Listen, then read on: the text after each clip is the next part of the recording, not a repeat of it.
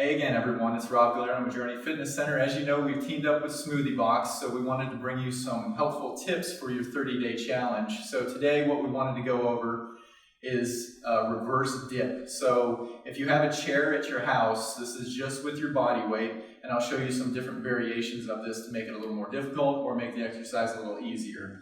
What you want to focus with is, we have a bench.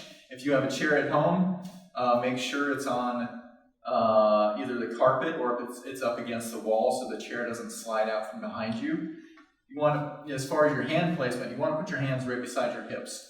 Walk yourself out off of the chair.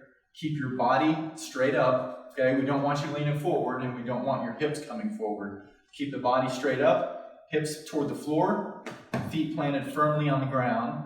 And what I want you to do is come straight down, kick the elbows back. Elbows are going straight back, and push back up and extend the elbows all the way through. That way we're activating the back of the arm, the tricep.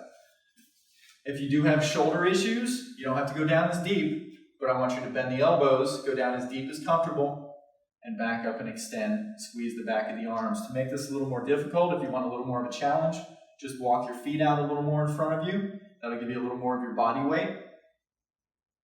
Down and up, and squeeze. Hope this helps today. We look forward to seeing you guys again. Keep checking back for videos. We're going to be doing these daily. And I hope your 30-day challenge is going good. We'll see you soon.